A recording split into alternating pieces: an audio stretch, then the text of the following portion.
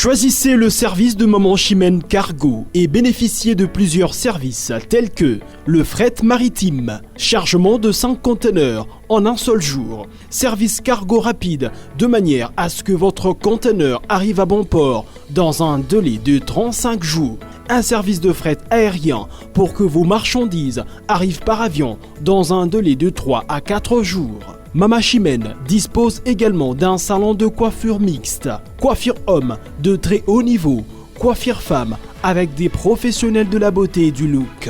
Un salon qui respecte toutes les normes. Chez Maman Chimène, il y a aussi un restaurant qui vous met à votre disposition un petit déjeuner de 8h à 10h tous les jours, ainsi que le grand buffet de 13h à 23h avec une multitude de repas africains. Rejoignez tous le service exceptionnel de Maman Chimène 6 à Dubaï, Moon Royal Hotel, Deira, Maman Chimène Cargo Service, toujours près de vous. On vous accompagne en tout pendant votre séjour à Dubaï. Voilà, chers téléspectateurs, bande de quoi Dubaï, bande de quoi Kinshasa, Paris, France, Belgique, Congolais à Londres, Congolais aux États-Unis d'Amérique, Congolais dans différentes diasporas Afrique du Sud. Tu peux subir nos beautés, tu souhaites nos bon début de semaine. Bon début de semaine, vous avez un beau solo dans Dubaï TV. Donc la chaîne c'est Beau Solo dans Dubaï TV. Émission Ma Solo Yamboka à Dubaï. Comme on s'est dit toujours, c'est pas parce que nous sommes à l'étranger qu'on va laisser certaines choses. Nous sommes à l'étranger, mais on va toujours commenter, donner des actualités, faire des suggestions par rapport aux sujets qui sont inquiétants, par rapport aux sujets d'actualité. Namboka Nabiso Nande de Merlin Mampouya, jusque-là, notre adversaire était toujours analysé Kakanae, mais à partir peut-être la semaine prochaine, tu as déjà un autre co-débatteur où il y a contredire de Merlin Mampouya.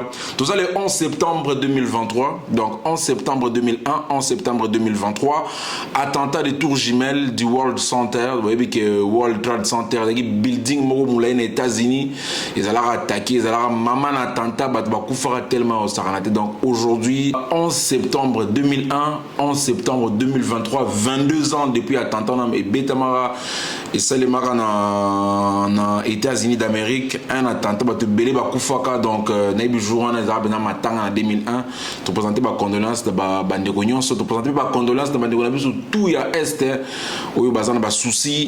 Ou bazana ba matanga donc ba tout bazana ba matanga un tout petit peu na mboka to pesimino ba condoléances to présenter ba condoléances sinon ba CG to lobela lelo Martin Fayulu a enfin déposé sa candidature comme président de la République et plaide auprès de l'Union européenne pour que Kadima accepte ses candidats députés nationaux. Deuxième point, presse épingle demande un dialogue entre Martin Fayulu et Félix Tshisekedi en disant que même Kabila a organisé des dialogues avec des opposants. En troisième partie, nous allons également parler de Moïse Katumbi qui est en tournée à l'Équateur, qui est accompagné de José Ndundu. Et puis la qualification de la RDC lors de la CAN, c'était le samedi, nous avions suivi l'équipe nationale de la RDC, un match auquel le président a été présent au stade avec sa charmante épouse. Vous avez vu ce qui s'est passé, c'était une joie immense. Et puis nous aurons un très décisif en présence, donc c'est un match, une réussite très décisive en présence du chef de l'État. Divers autres, ils appellent divers au développé mouké par rapport à kidnapping na Kinshasa. Tout le monde bandeko bakangaki, bakondamnaki, bango babimi na média, bazan na prison, mais bazo ça la vidéo, bazo ça la direct. On va un peu parler de ça.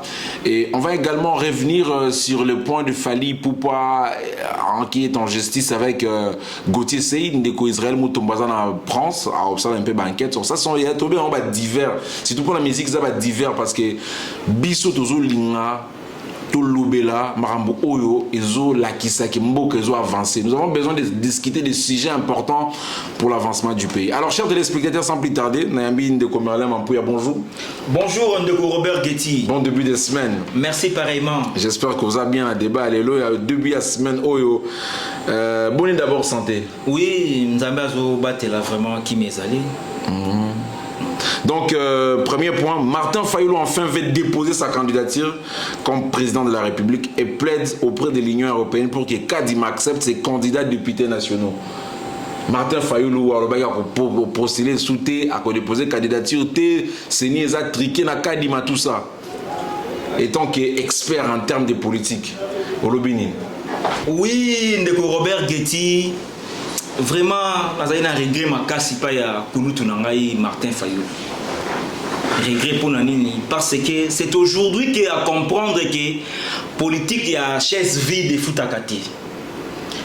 Oui, aza ko plaider na Union européenne que bazongisa mwa mokesi mapoya kotsa ba candidature ya ba députés provinciaux ya parti na ye. Mais c'est regrettable, Ndeko Robert, c'est vraiment regrettable. Soki tokoluka okamba mboka ya mona lolenge boye, wana mboka oponga te. Mais aza congolais peut-être à rectifier décision na le non. Étant que congolais a kendika en élection. Ndeko Robert na koyebisa yo ke Ndeko Martin Fayulu po na ngai na moni azali digne kokamba Congo na noté. Azali digne. Pourquoi? Na kopesa yo babiano. Pourquoi? Na mapona mieleki apozaki ba condition na ye na suka nango ayako revenir na kati ya bato. Également que asali sikoyo Ndeko Martin Fayulu asali point de presse alobi ke ye na parti na ye décidé bakoki na mapona mité. Kolandisa makamwana Ndeko Adondo Mbasi. Voilà, on l'a suivi. Alungwe na parti a ko déposer candidature na ye. Lelo nini ekozongisa Ndeko Martin Fayulu lisusu aya kozonga pour tia candidature. Je comprends que ba rouler Ndeko Martin Fayulu pas Ndeko Moïse Katumbi. A rouler, il y a comme la a rouler.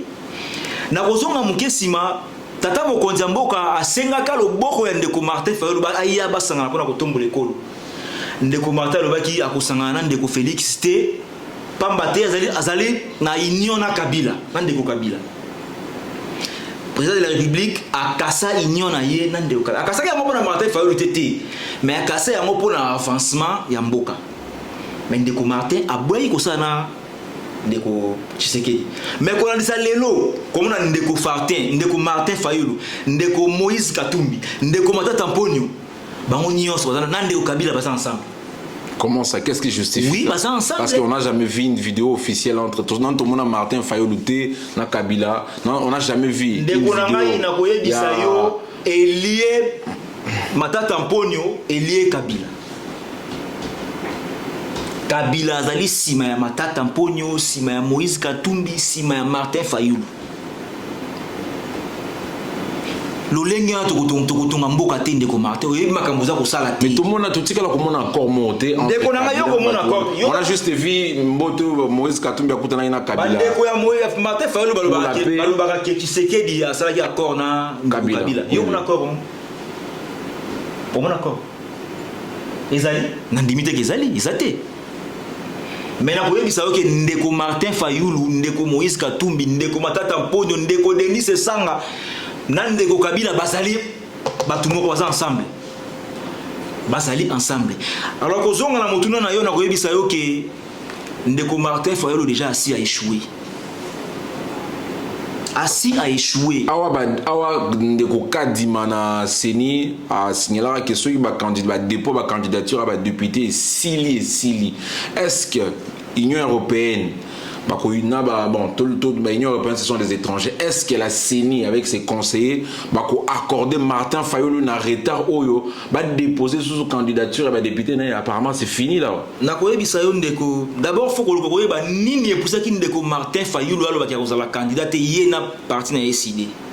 Deuxièmement, nini epoussé lisusu abaya kozonga za la candidat pe baseka pa ba candidat na ngala na pona ngai na yebi ke bango bandeko ya opposition balobaka ke bakopesa Félix ata un jour te toki na maponami. Oui, toki na maponami. Kozonga sima pona kozosu ba candidature ya Ndeko Martin Fayulu na ba député na ye eza ko bakisela fachi mikolo. To bolingi te. Et comme le là, en français, 2 poids, 2 mesures. Bolobike, tu vas accéder à mon couloir côté.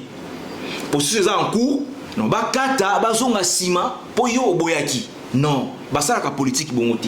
Et puis mutana makanisa ko sunga mboka, akuzana bizali ya lolenge wanati. Bandeko ya SID, ba cadre ya SID, bo comprendre que Ndeko Martin Fayulu asa ko mema bino na makambo moko ya mbilinga.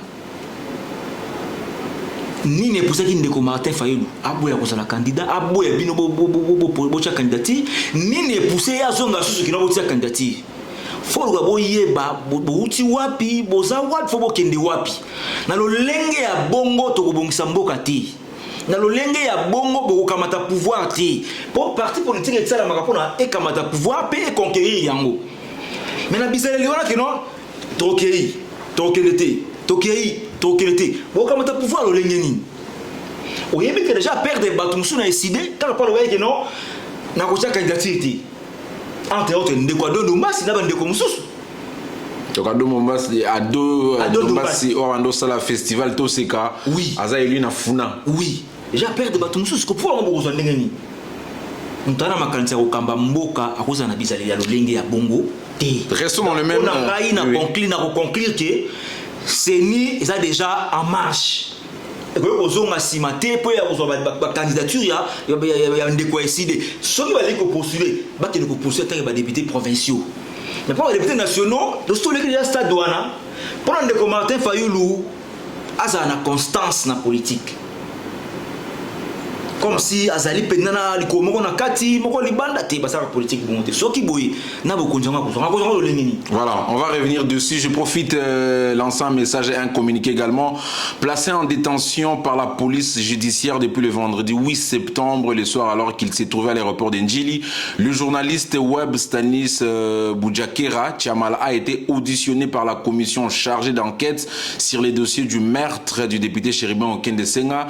Le fait lui reproché sont à la propagation de faux bruits et la diffusion de fausses informations en relation avec un rapport attribué à l'Agence nationale des renseignements ANER en sigle sur la disparition du député exploité dans un article du journal Jeune Afrique. À part ça, certaines ambassades installées à Kinshasa mais aussi certains leaders de l'opposition affirment être préoccupés par la détention du journaliste Stanis. Nous, journalistes, restons profondément préoccupés par la détention du journaliste Stanis Boudjari. Les journalistes devraient pouvoir faire leur travail sans crainte des poursuites, écrit l'ambassade des États-Unis en RDC, Lucie Tamlin. Donc là, c'est juste une parenthèse.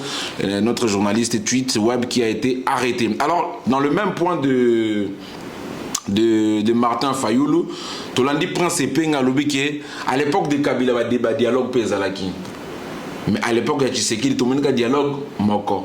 Il y a une union sacrée. Avant l'élection, Félix a lancé ce dialogue Moussouté pour qu'il permette de opposants, église catholique, Basolola, Bayiba, procédure à élection, processus électoral. Ndeko Robert Getty n'a pas dit que moi Namboka Martin, pardon, moi Namboka Prince Epenge, si on a la socialité que Martin Fayulu a roulé. Moi Namboka Prince Epenge a un parti politique na ADDCO, parti de Kinda d'abord. À côté na décidé ton ennemi. Il y a le président et un parti politique. Comment mon est sous-président parti de la République qui n'a pas ça pour qu'il ne retire candidature peu l'andiamo. Bah ça la politique bongoti. Il a dit que la politique pour na misolo, la politique pour na bango, bah ça la politique pour na kusunga mboka. Na kozonga na motuna na yo ndeko na koyebisa yo ke ndeko na ngai Robert Getty Kabila a organisé ki ba dialogue pour zaki na posa ya glissement.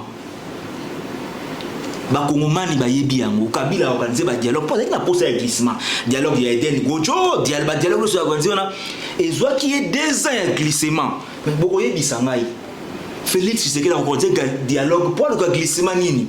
Aza atana posa ya makambo wana ti. Deuxièmement, on doit ça le calendrier électoral les alliés CENI. Les alliés président c'était, les alliés président en place, les en place c'était. Les alliés CENI. CENI a sali calendrier a déposé dans le Parlement. Le Parlement est validé en OK. Mais peut-être qu'on continue rien à voir dans Makambouana. Il n'y aura pas de dialogue de Prince Epenge. Tokende na maponami. Peuple a tia batunaye. Peuple a fait sa place na bato na ye mususu na boyebi sa yo ndeko na ngai ezala ba député belé baza kuna to sanctionner bango l'élection en décembre. To sanctionner bango en décembre. Pourquoi ndeko tolingi na Congo eloko wana ekota tina bana na biso ya mike ki oya kozala candidat à président de la République, force de la Congolais des pères et des mères. Bah député législatif, bah boy que voter loi na ponani. Yango to ko sanctionner bango. Pona mona mboka prince pengi alongola makanisi wana. Dialogue ekozala te pambate Félix Tshisekedi azali na posa ya ko sala glissement te. Na ko yebisa yo constitution o eza en place, eza ko kabila ela kabiso. OK. Moi na mboka na simbi yango te Tshisekedi. Asimbi yango te. Malgré bali ko kanga déjà bango moko. Bali ko déjà bango ba yaki na constitution wana. Bango ba belligérant ba yaki na ngo. Bali ko kanga bango. Moi na mboka na simbi constitution wana. Azabe na makanisi wana te. Dialogue ya nini ba kosala? 5 ans ezali parti politique te. Est-ce que Makamunde ko cardinal Mbongo alobaka to ndeko sole engagé 5 ans, tu es engagé catholique? Non. Ils ont engagé bango. Bango baza ba leader ya église catholique. Bazali ba leader bango bazali na pona ko kamba milimo ya ko kamba na nzambe milimo mo ki na lola. Baza pona ko sa politique te. Mais bana ko ya nzambe bazo kamba yango le peuple congolais, yango la population, yango ba enseignants, ba élèves, ba policiers, ba soldats. Donc il faut bazo kamba bango oui effectivement mais il faut pas vivre bien, il faut pas lire bien, il faut politique et gérer système na bango. Pour ceux qui politique ça va bien catholique ko s'opposer te. Na koyebisa yo faut ko pesa mwana mboka Félix Tshisekedi faut ko pesa ye merci mingi. Na lo lenge azola ki mboka. Na yika na ba enseignant wana. Oui, ça a salaire, parce que le salaire, pas Kabila. Baba, on a $100 à peu près. Balobi. Est-ce que c'est vrai? Nandimité. Ça, il coule à $100. Oui, vérifiez. On va vérifier des informations. Oui, ça y est, militaire. Au Kabila Tikaki. Il y a un makambo yotani. Militaire au Kabila Tikaki. Basande, basande, lelo. Atike, on a tenu. Quelle est la différence? Atike, on a formation. Atike, on a grande unité. Non. On a que Félix Tshisekedi azali na volonté ya kobongisa mboka ya kobongisa peuple et bon on a zo freiner non ndeko nanga la koyebisa yo oyebi mukolo moto aliaka ligordo ne mukolo mama kwanza tende balobaka eta batika ki mboka pa ya ndeko Kabila nande eza lelo otuma ke ba avancer ezali pour kobongisa Congo eza te mama ko lamukila tongo pa lendi samedi bongi te libulo Kabila timola ki eleki tellement moulayi. Pour la zipa yango et qu'on soit quand même mikolo. Mais le quoi c'est une volonté, tu vois comment la volonté wana asimbi armée, asimbi enseignement, asimbi boy. C'est là que la volonté à mon gars pour ça ko bongisa. Faut qu'on paie sa chance à achever mandat na ye comme ça on a souka. Dialogue ya tina nini ndeko na ngai. Est-ce qu'il y a crise institutionnelle? Non. Il faut qu'on va mener un dialogue ce qui dans la crise institutionnelle. Parlement, ils ont fonctionné. Présidence, ils ont fonctionné. Ils ont en contradiction, ils ont une crise entre les deux parties prenantes. Donc, le dialogue pour tout le cas, nini. Parce que l'élection, c'est quand même 5 ans après, dans les délais, ils ont respecté. Bon, dialogue, beaucoup senga, pour poster. Voilà. Donc, c'est qu'il a glissé. Voilà, merci. Voilà, merci. Le moment mboka prince penge bongama na décembre tokeni maponani. Voilà, merci monsieur Ndeko Merlin Mapouya. Démocratie na Congo continue toujours. Comme j'ai très bien dit, nous résidons à Dubaï. Robert Guetti to fan à Dubaï mais toujours quand même analyser actualité en Mboka. Les na masoule en Mboka. Bossolo na Dubaï TV. Pourquoi on a mis Bossolo pour la vérité? Nous voulons juste dire la vérité. On ne pouvait pas dire ça en français. On a laissé notre philosophie en lingala. On a suivi personne, mais c'est juste un nom que nous avions mis pour dire la vérité, la réalité, la vie à Dubaï, ainsi de suite. Donc, ceux qui veulent s'abonner massivement à la chaîne Abisso Bozo Bakti, information est belle, comment vivre à Dubaï, comment faire tout ça. Alors, tout le monde de Komerlem Mampouya, démocratie n'a évolué dans Mboka, tout le monde de Komatata Pogno, candidat numéro 001, a présenter candidature dans la CENI. De Komatata Pogno, tout le monde de Moïse Katumbi ou en Équateur accompagné de José Ndundu. Parce en Équateur, parce qu'il y a une campagne électorale, mais quand même, s'approcher de la population, ça la rencontre, meeting, il y a un parti politique, tout ça dit maintenant que ça va quand même les opposants, quel que soit le problème de la justice, mais quand même Matata Pogno était à la CENI, Augustin Matata Pogno à la CENI, de Moïse Katumbi, ça va tourner normalement. Vous en dites quoi par rapport à tournoi à Moïse Katumbi na dépôt à candidature à Ndeko Matata Ponyo? Na koyebisa yo Ndeko nanga Robert ezali ba avancée démocratique ya mboka na biso. Na bozonga mukesima ba opposant ba organiser marche to défilé na bango oyange basala. Bazui na ba panneau publicitaire ba tie ba affiche na bango esalema te na Congo. Ata na ndetango ya Ndeko Kabila le père tango Ndeko Mobutu na tango Ndeko Kabila Joseph esalema te. Ça nini? Baza na meeting ba surtout ba panneau publicitaire ba tie publicitaire na panneau publicitaire. Na esalema te na Congo. Mais tango Tshisekedi zo sala. Meeting la bomba kinayo ko ba misa trouble ba tiaki publicité na panneau publicitaire ya munene. Pour la meeting on esalema te. Moïse Katumbi fait toujours sa campagne bon moi. Ezali synonyme on sabino que démocratie na Congo ezali. Est-ce que et pas atambo ne côté kuna police kangi batu. Ba bomi ba menacer ba beti basas non.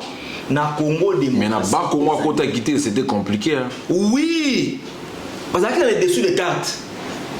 Service ya renseignement et la kabiso nyonso Ndeko nangai. Quel dessous des cartes na ba? Nakoyebisa yo Ndeko nangai siko na Équateur à côté ndengeni. Ba service ya renseignement balala kati. Soki basi ba yoki ke non moi les kamoko ezali ba koluka ba yeba réellement ezali nini? Parce que Moïse Katumbi n'a pas d'armée. Ba boya ki Ndeko Katumbi akota na ba Congo pona nini parce que et loko moko linga ko salema ma bébé misa gouverneur ngambo. Yango ba boya ki akota na ba Congo. Ah ke quoi? Et loko ngo to tukolo bango pe. Non, service de renseignement eza lo lengi na ngo eta musamaka. Eza ba o ba ko loba na peuple ba na ba ko loba ti. Eza ka bongo Ndeko nangai. Na so ba loba kati. Ndeko akei na Équateur Ndeko Moïse Katumbi. Na ko bisa ko ba Congolais boelelo. Ndeko Moïse Katumbi azali Ndeko na biso te. Mais azali moninga na biso. Ndeko Moïse Katumbi azali Ndeko na biso te, mais azali moninga na biso. Pourquoi disqualifier une personne au Congo, à une entreprise na Congo, à combien équipe neti mazembe na Congo, ba bien nyonso na Congo, ba famille na Congo, à pesi ba école mususu na église catholique. Moi j'étais à Lubumbashi, ça m'a peut-être une grande école neti ba tenir de la Gombe. Moïse Katumbi a construit on va propre fondé à pesi on va église catholique, stade, il y a stade de Mazembe, une fierté pour la République. Moïse investisseur, Mamoutou Moïse a sali le lot au beignet aza Ndeko na biso te maza camarade na biso. Oui, entre un frère et un ami, le choix est clair. Nazongi mokesima. Ndeko Moïse Katumbi azali ami. Ami et frère. Te azali ami. Tata na ye azali juif. Maman na ye azali zambien. Bon, l'olenge boni ya kozala Ndeko na biso. Mais il est né au Congo. Ndeko Moïse Katumbi, maman na ye azali zambienne. Tata na ye azali juif. L'olenge nini ya kokoma congolais pas comme biso ba congolais. Non, ezalaka te. Soki to kosunga Ndeko Moïse Katumbi, na l'olenge tata avandaki pa na biso, to kosunga ya comme président ya CAF. To ko pesa ye ba voix. Akoma président ya CAF.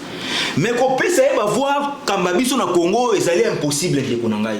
Impossible comment on dit ça yo soki lelo to dutaka na Joseph Kabila élément mususu ko sa ba congolais yangwana moto ya bundisi tata na yo tata akufi yo zuyo komisie muninga na ye Ndeko Moïse Katumbi asamba na Jekamine na époque ya Laurent Désiré Kabila akanga biloko ya Jekamine et puis président ya Zambie à l'époque monsieur Frédéric Chiluba côté là yé non Ndeko na biso zambien biloko na eza pa bino na Congo asamba na Jekamine à Longa Moïse Katumbi Ndeko Moïse Katumbi étant que zambien quelles sont les preuves on a pena oui ba image ezali pour que ça peuple a comprendre à l'époque il y a monsieur Laurent Désiré Kabila Moïse Katumbi ezalaki na Zambie étant que zambien après ko ça va faire na Lubumbashi ta ke Zambia so biloko na ko tona Zambie na na bien monter maintenant monto ya bundisi tata na yo tata kufi yo komisie muninga alors ou basuka ki wapende Kabila basuka wapi Ndeko Moïse Katumbi a kamba biso na Congo te ba Congolais faut to ba yango Ndeko Moïse Katumbi Kabila le père sika za la pema kana kimia te ko eloko wana neto ba kino pema na kimia molimo na pema kana kimia te pour Ndeko Moïse Katumbi ye abundisi Jekami alongi Jekami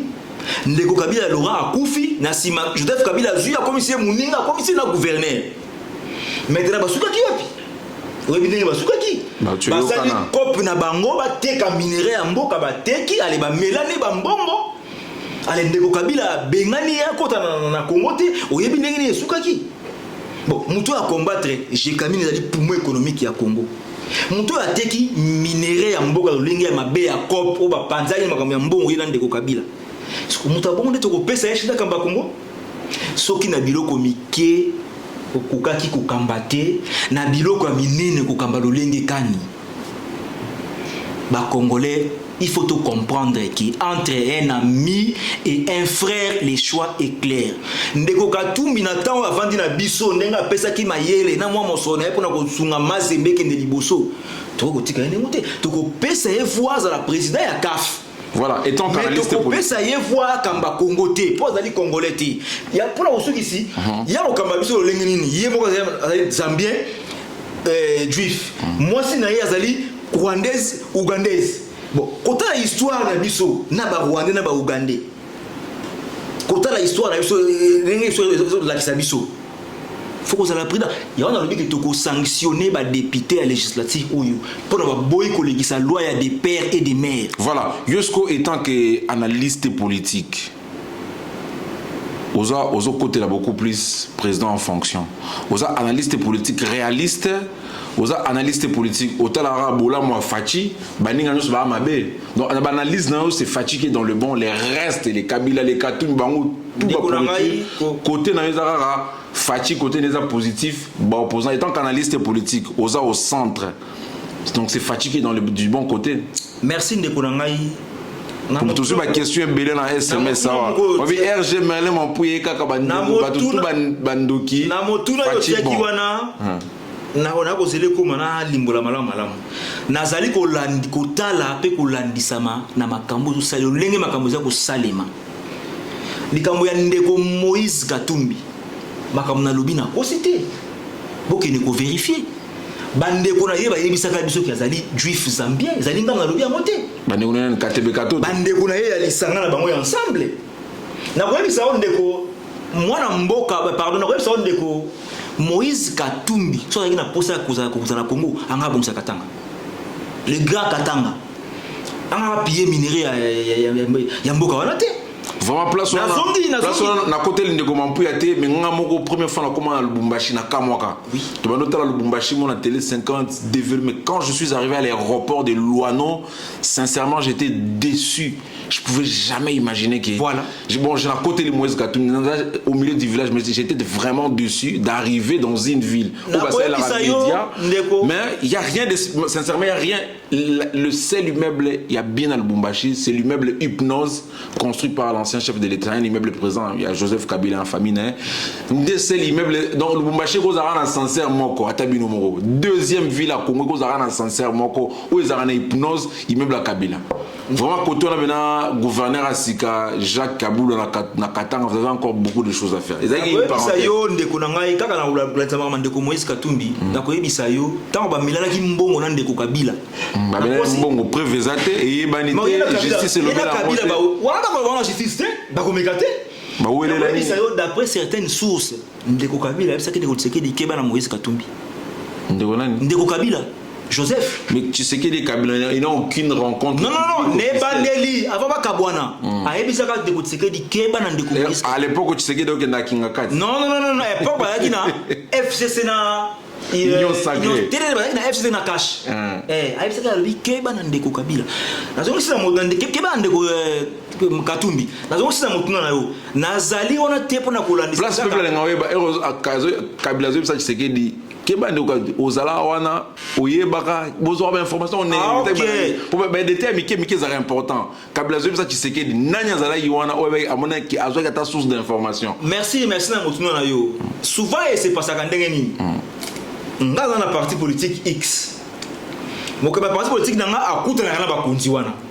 OK. Tant ba sololi yepa eko relayer message na biso bande ko parti politique na ye. Soki apesa ki na lombango mbango.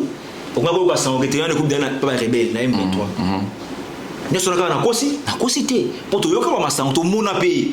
qui va rebelle vraiment tenir à FRDC. Tout ça fait qu'il ko bongisa nanu makam. Ko bongisa ko yeba pas dire biso ezali ko kanga. Ko ba place ni o ko sa mai ko kanga après le ko démarrer processus. Et dans ma côté que la minute on me dit comment tenir non au suka le ko ba rebelle au suka.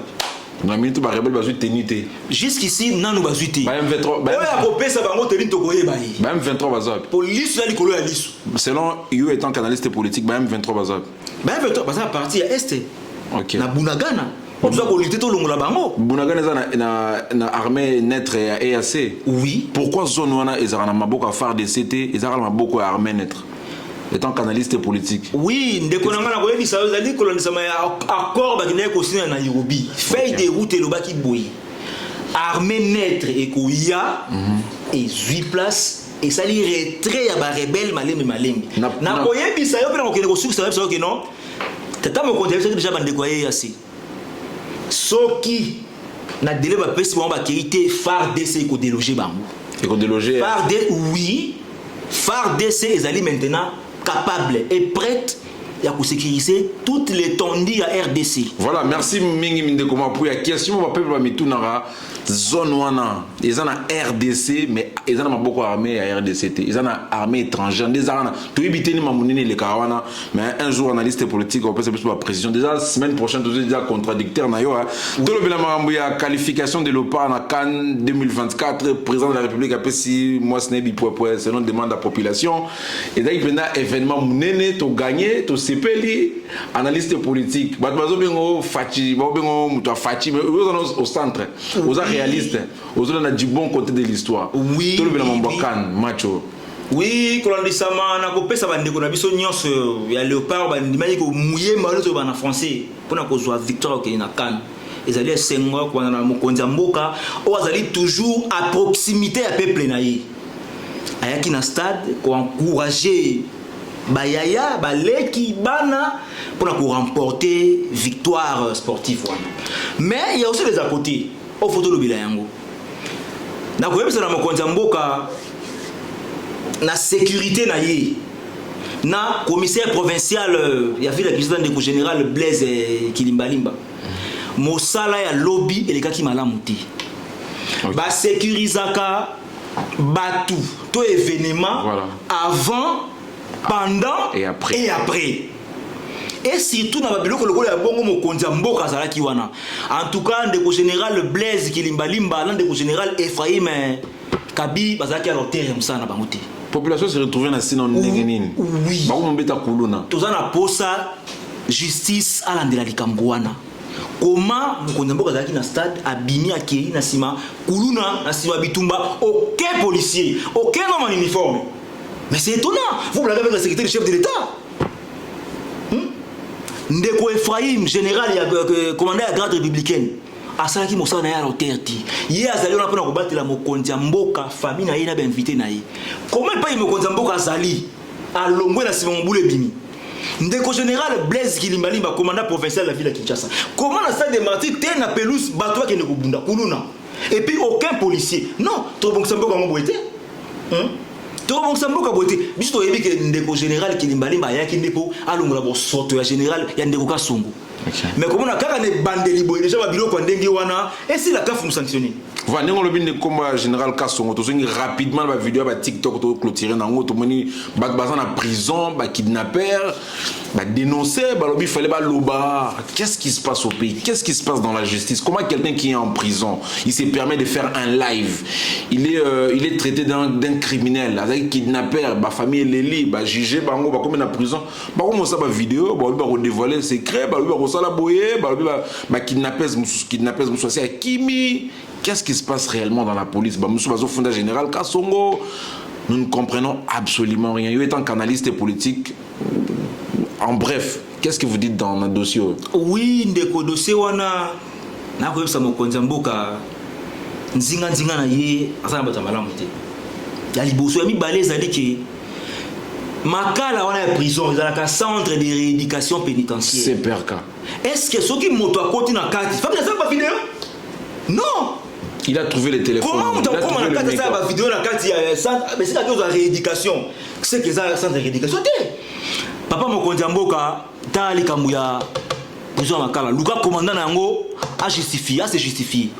Comment tu as la carte de prison, ça centre de rééducation, il y a un téléphone à la vidéo, il y a un message, il y a un loba. Non. Et puis il est très à l'aise. Hein. Et puis là, quand on qui est sous la musique, bato musu babo limba bo sepela ça na kati ya prison makala po asa ka mbona ekuna ça di gablo na ekuna ateka ka unité asa ka bo non wana c'est que les centres de rééducation té ba pesa nkomo musu moi pays mon rapport. Deuxièmement, justice ya mboka tozolela to moni ba oti ko remane ba tozolela kaka sekolela bana wana ndeko na ngai to vivaka na ba rimerté soit disant qu'il va proposer $50,000 na boy na ngana ndibika na vana non na lokoso ya mbongo ba mbasa na yo kende ko boma batu ba pesa $50,000 abo ya kozwa non ezali biloko moko foko keba na yango ezali biloko ko kola ko mikotsa te est-ce que mona mwasi wana zana Afrique du Sud ezali pe kana ndeko abomaki mona mwasi muso wa kima bakena tiko zoya ba lakiseka kima te faut pas kolanda ba rimer wana mena ko senga na mokonzi ya mboka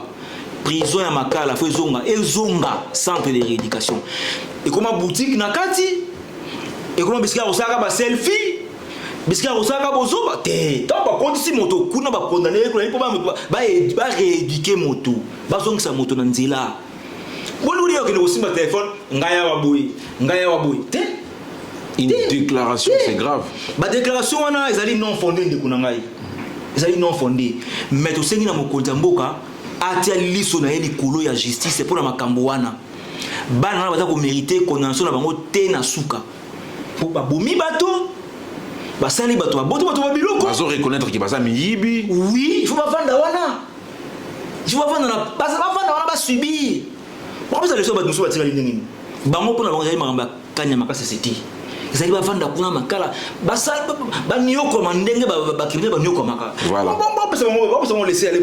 voilà merci Ndeko Merlin Mampouya to suki na imi to suki si émission alelo merci beaucoup pour la analyse na yo to sepeli mingi to se retrouver après demain pour la analyse de l'actualité mususu mais tozo sambela pour na Congo tozo sambela pour que le pays change parce qu'il y a vraiment certaines choses qui ne marchent pas en prison une personne à ça il peut vidéo il est calme il dénonce quoi exactement il y a des problèmes partout en République démocratique du Congo pour que le pays évolue pour que le pays qui est liboso il faut que la mentalité change il faut qu'il y ait récréation ici la loenge leki mboka évolue nen tout ba 1990 ba 91 déjà Dubaï ba no tongama ba 91 ba 90 ba kantra Dubaï tout tongama non et tout tongama ba 90 déjà les gens construisaient 95 2000 ba découvrir Dubaï bien là 2005 ta le place toza ils ont avancé positivement des temps politiques ceux au-dessus boza autorité faites quelque chose pour le pays vraiment merci Merlin Mampouya merci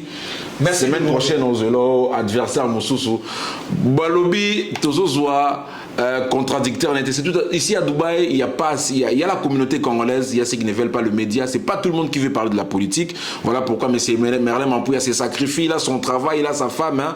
À chaque fois on l'invite il est toujours présent pour que tout analyser ensemble l'actualité en Mboka vraiment merci beaucoup et bon début de semaine on se retrouve après 2 jours encore merci beaucoup d'accord Robert. Restez branchés à très bientôt les locaux à lundi la minuit juste Bolanda les Warriors les Spiritas les Gaulois et des analystes culturels tout le bel dossier à Vivendi dossier à Snap dossier Zoning Sambora Mobimba certaines personnes parlent de la distraction mais bon c'est une distraction mais le peuple est dans ça il n'y a pas de choix à tout à l'heure. Choisissez le service de Maman Chimène Cargo et bénéficiez de plusieurs services tels que le fret maritime, chargement de 5 conteneurs en un seul jour, service cargo rapide de manière à ce que votre conteneur arrive à bon port dans un délai de 35 jours, un service de fret aérien pour que vos marchandises arrivent par avion dans un délai de 3 à 4 jours. Mama Chimène dispose également d'un salon de coiffure mixte, coiffure homme de très haut niveau, coiffure femme avec des professionnels de la beauté et du look. Un salon qui respecte toutes les normes. Chez Mama Chimène, il y a aussi un restaurant qui vous met à votre disposition un petit déjeuner de 8h à 10h tous les jours, ainsi que le grand buffet de 13h à 23h avec une multitude de repas africains. Rejoignez tous le service exceptionnel de Mama Chimène 6 à Dubaï, Moon Royal Hotel, Deira, Mama Chimène Cargo Service, toujours près de vous. On vous accompagne en tout pendant votre séjour à Dubaï.